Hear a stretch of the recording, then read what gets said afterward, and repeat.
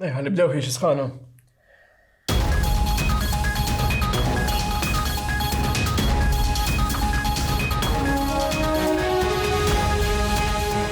Bdejna. Kemm jirreċitat? Nistamaw, tajjeb. Insellmilkom. Nilqakom għal dan il-bulettin tal-aħbarijiet. Il-punti ewlenin.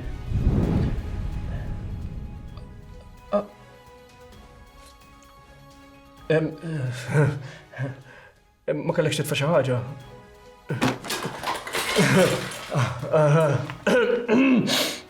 Hawnhekk minn ġewwa l-studios. Fejdin. Skużawni għax tħawwat. Naddu għall-ewwel punt tal-ġurnata. Ġibtuni ilma diġà. L-Awtorità tax-Xandir Broadcasting Authority ġiet rikonoxxuta bħala awtorità kostituzzjonali fl-1964 wara li kienet ġiet imwaqqfa fl-1961 bħala Government Broadcasting Board. It-tieni punt. Il-kumpanija li bdiet fl-1935 bl-isem ta' Broadcast Relay Service Malta Limited sabiex inbidel għal Rediffusion Malta Limited fl-1955 ħallit lil din id-dinja fis-slib. Dan ġara fl-1975 wara d-disgwit bejn il-kumpanija Rediffusion Limited u l-ħaddiema tagħha sabiex jintlaħaq ftehim xieraq. Blatt 16 imniedi mill-Parlament ġiet imwaqfa l-kumpanija Telemalta Corporation li se tieħu taħt idea ix-xandir lokali kemm tar-radju, Radju Malta, kif ukoll tat-televiżjoni mill-kumpanija Rediffusion Limited taħt l-isem il-ġdid ta' Xandir Malta. It-tielet punt. Wara din il-bidla, il-bini ta' Rediffusion House iddiżinjat mill-perit Carmelo Falzon li tlesta fl-1958 inbidel għall-isem ta' Broadcasting House u aktar tard għall-PBS Creativity Hub. Ir-raba' punt. Fl-1991 il-Public Broadcasting Services ħadu taħt idejhom lil Xandir Malta u baqgħu joperaw sal-lum il-ġurnata. Dak kien kollox għallum. Nispera li ntbaħtu f'liema raħal ġejna. Jiena Aron Fenek minn ġewwa l-Pjetà. Insellmilkom.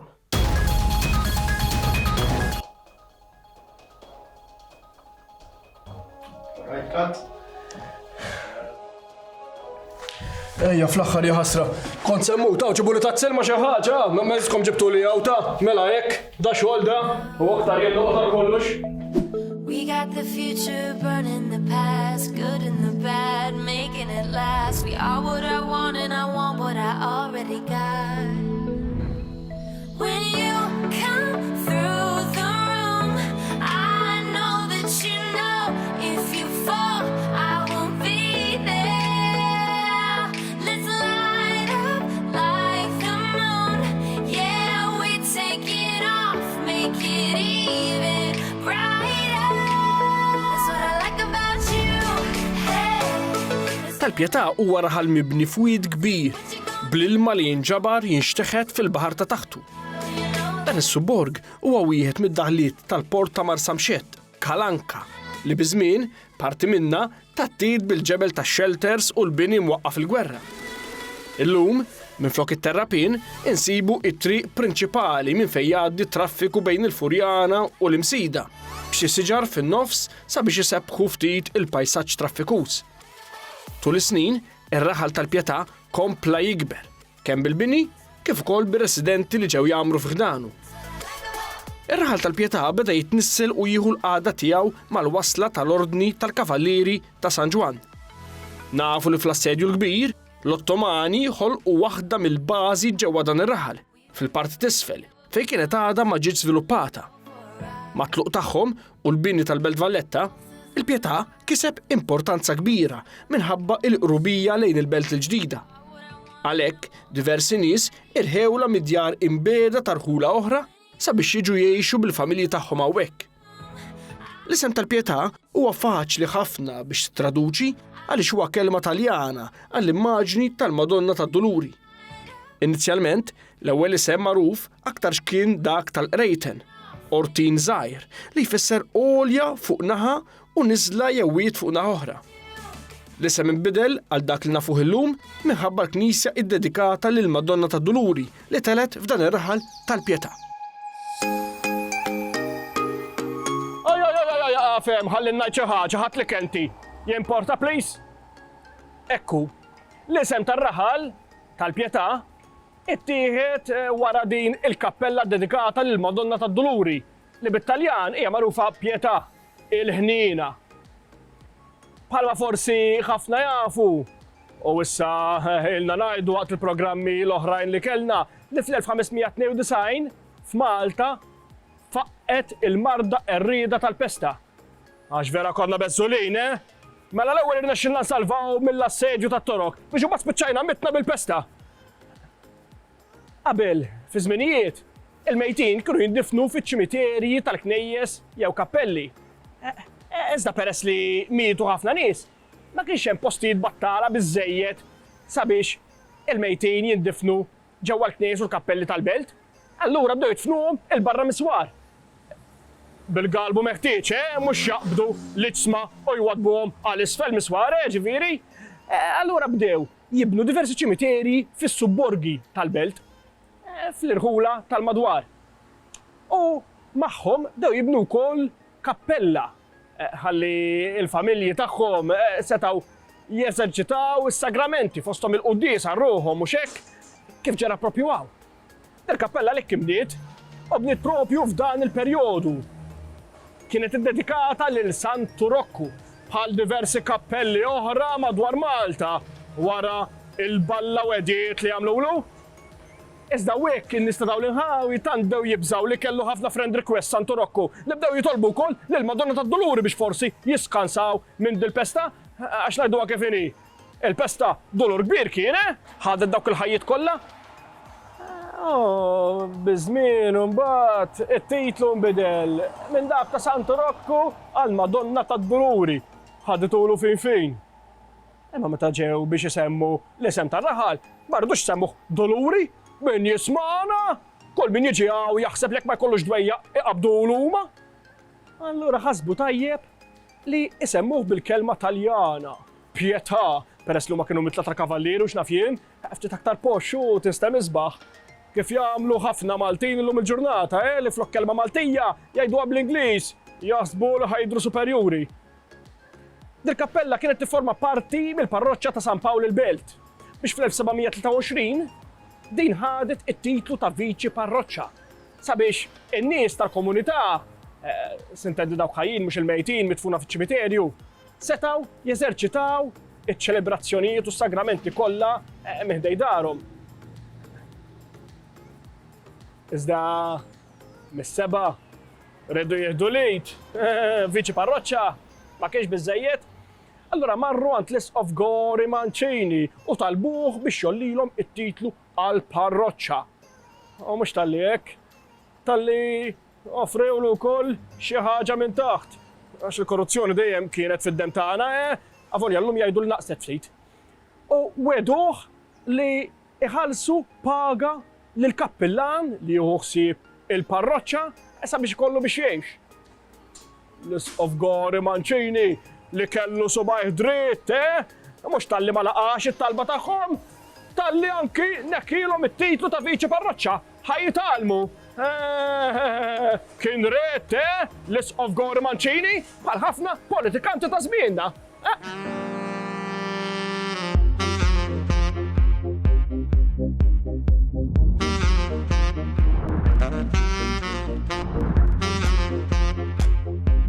Il-Knisja dedikata lid-Duluri bdiet tiġi mitluqa rrieħa u waslet fi stat ħażin ħafna.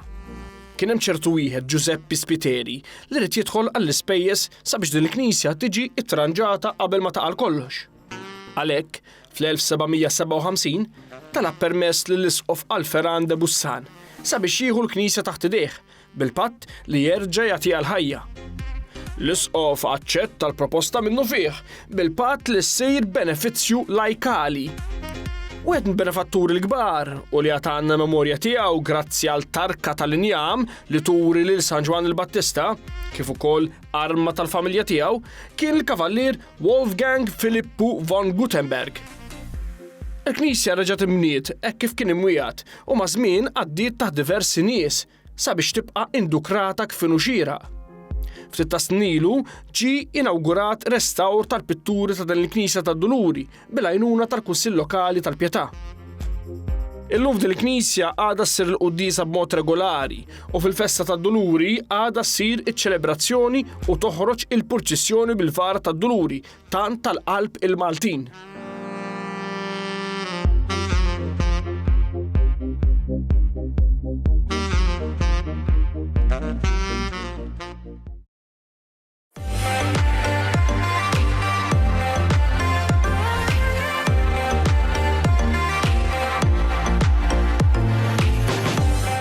U għaw nirdu nsemmu komunità ta' patrijiet li hija marbuta ma' dar-raħal tal-Pjetà, dik tal-patrijiet Agostinjani. Fil-bidu tas-seklu 17, ftit wara li bniet il-Knisja tad-Duluri, ġew jitfgħu il-bażi tagħhom il-patrijiet Agostinjani. Patri Luca Zingejr, li kien imexxi dil-komunità, il-leader, sabiex xoqqaf mhux ta' għaddu ħsieb minn rasu sabiex jibnu il-kunvent tagħhom eżattament viċin dil-Knisja tad-Duluri. Ħalli bekk ikunu jistgħu joltu żewġ ġebliet pasfor wieħed. Joltu żewġ ta' safar ġebla waħda, hekk rid ngħid.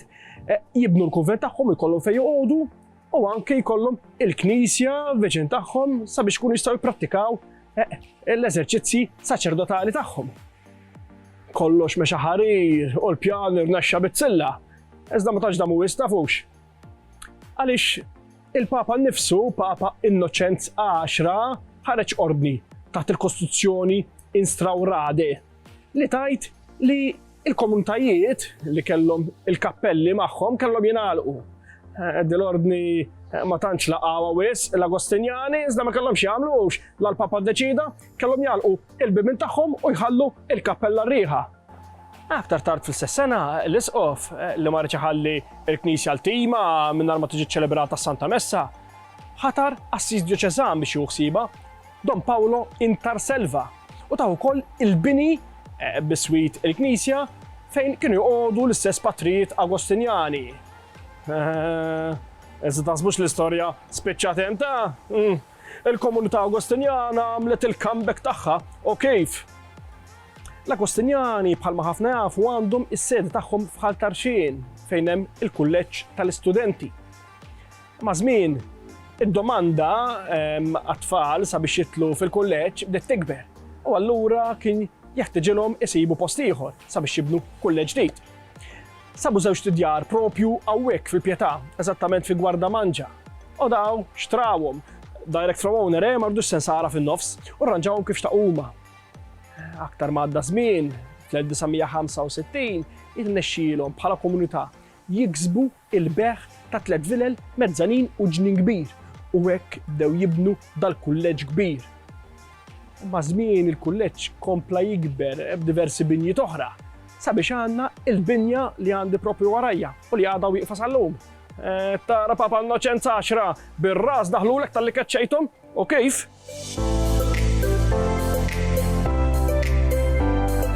Id-Dominikani wara l-gwerra ħadet magħha l-kunventi u l-knejjes li kellhom f'Taslima u l-Birgu ħasbu sabiex ifittxu fil-madwar u jsibu post ieħor fejn setgħu joqogħdu u jeżerċitaw ir-riti sagri. Fost il-postijiet li tafgħu ħarsithom fuqhom kien hemm dak li jinsab il-Pjetà jew Gwardamanġa. Għall-ewwel bil-permess tal-Isqof Gonzi instabet dar fejn setgħu joqogħdu b'mod temporanju 3 patrijiet u bnew kappella ċkejkna fl-istess post. Dan kien piż l-ewwel pass għaliex fl-1948 inxtrat l-art għall-bini tal-Knisja l-ġdida u l-kunvent. Oriġinarjament il-Knisja kellha tinbena fuq iċ-ċimiterju tal-Blata l-Bajda fejn illum hemm iċ-ċentru tal-mużew. Iżda l xi raġuni dan ma sarx u bniet fil-post fejn fuq llum. F'dan iż-żmien ġie maħtur provinċjal ġdid, Patri Esmond Lewis Klimek minn New Zealand li kien devot kbir tal-Madonna ta' Fatima. L-ewwel ġebla tal-Knisja l-ġdida tqiegħdet nhar 28 ta' Marzu tal-1954 fil-preżenza tal-Arċisqof Gonzi u l-Prim Imħallef Sir Lewis Camilleri. Minħabba devozzjoni qalila tal-provinċjal, din il-Knisja ġiet dedikata lil Madonna ta' Fatima. Fis-27 ta' April tal-1956 waslet il-vara tal-Madonna ta' Fatima li tbirket mill-istess Arċisqof. U l-għada sar id-berik tal-kunvent li kellu jospita lill-Patrijiet Dominikani. Fil-21 ta' Jannar tal-1968 din il-Knisja ħadet partijiet mill-Imsida u l-Ħamrun u nħattret parroċċa awtonoma bl-ewwel kappellan tagħha ikun Patri Vicenz Portelli.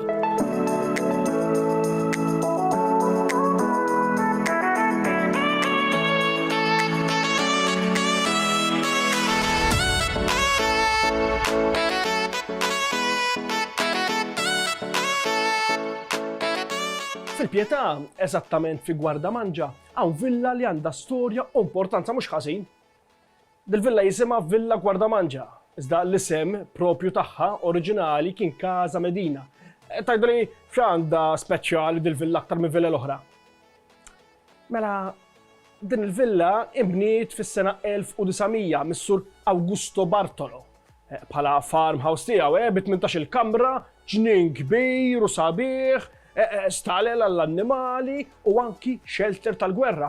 Ara kemm kien avant-garde is-Sur Bartolo, Fis-sena 1929, dil-villa rat l-ewwel personaġġ importanti ma' wiċċa meta ġiet mikrija lis-Sur Lewis Mountbatten li kien uffiċjal tar-Royal Navy Ingliża u li kien jaħbad ukoll it-tissiju tal-Prinċep Filippu li jiġi raġel tar-Reġina Elisabetta II.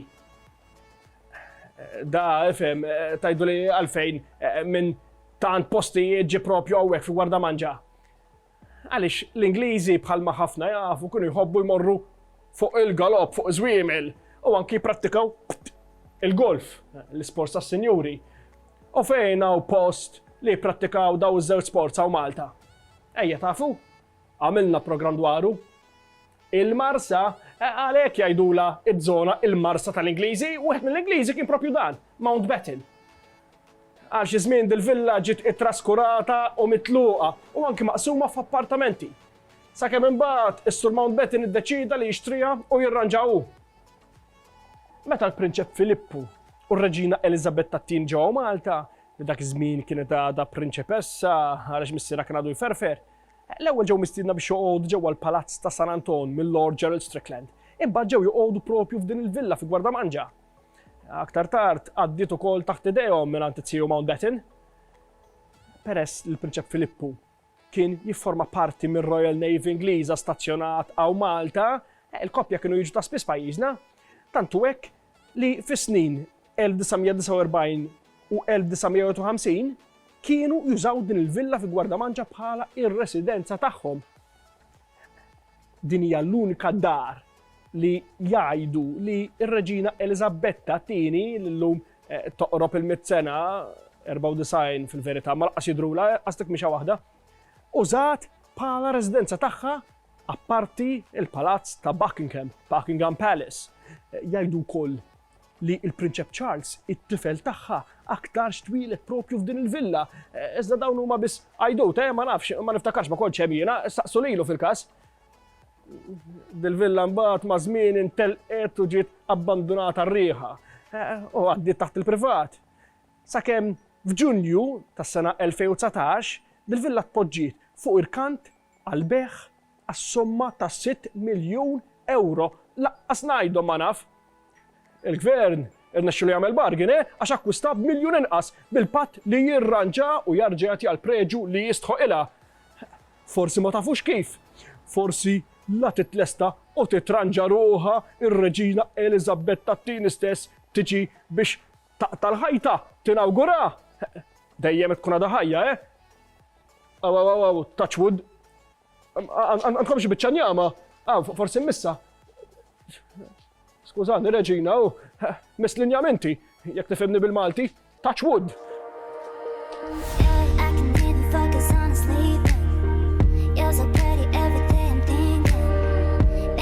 Guardamangia huwa lok li llum jagħmel parti mir-Raħal tal-Pjetà u li aktarx, skont il-kittib Gianfrancesca Bela, ħallisem minn palazz żgħir li nbena minn Grammastru tal-Ordni. Il-kelma tfisser ħares u kul. Forsi kien xi Grammastru wikkiel? Sa dan iż-żmien parti kbira mill-Pjetà li jagħti għall-baħar kienet abitata, kontrarjament għall-għolja ta' Guardamangia fejn kienet ftit li xejn mit-tifsa. Madankollu dan kollu nqaleb hekk kif il-Gvern Ingliż għażel din l-art fejn fiha jibni l-Isptar Ġenerali ta' Malta li aktar tard ħal isem ta' Sptar San Luqa. Minn dan iż-żmien, il-parti ta' Gwardamanġa ħadet importanza kbira, tant li diversi nies ġew joqogħdu fuq din ix-xaqliba. Lord Strickland xtaq li jibni sptar sabiħ kif jixraq lill-poplu Malti u jelimina dak li kien hemm fil-Furjana. L-ewwel ħsieb kien li nbena ġewwa l-imrieħel bil-perit Percy Adams tar-Royal Institute of British Architects iwaqqa' dan il-ħsieb sabiex minfloku jissuġġerixxi l-post li fih jinsab illum li kien aktar ċentrali u adattat. L-ewwel ġebla tal-Isptar San Luqa li huwa l-qaddis protettur tat-tobba tqiegħdet nhar il-5 ta' April tal-1930 mill-Gvernatur Duquesne u Lord Strickland bħala Prim Ministru ta' Malta. Ix-xogħol tal-bini tal-isptar beda għaddej ġmielu jaqaf biss minħabba l-attakki fil-gwerra u baqa' jevolvi ma' żmien. Fl-1979, Dr. Anton Buttigieg, President ta' Malta, fetaħ uffiċjalment sptar bis-swid dak ta' Ħalluqa iddedikat lit-tfal bl-isem moti jkun ta' Karen Grech, għat-tifla li sfat vittma ta' attak bomba sentejn qabel. Wara li nbena l-Isptar Mater Dei, dawn iż-żewġ sptarijiet bdew jiġu użati għar-riabilitazzjoni ta' pazjenti. B'dak ta' Karen Grech jilqa' l-minorenni waqt li San Luqa jattendu nies akbar fl-età.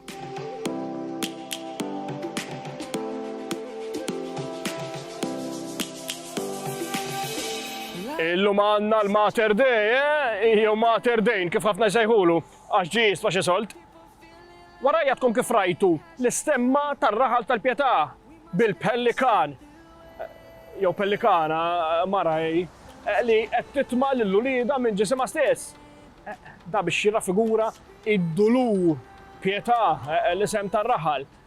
L-om li lesta toqgħod bil-ġuħi biex titma' l-ulieda.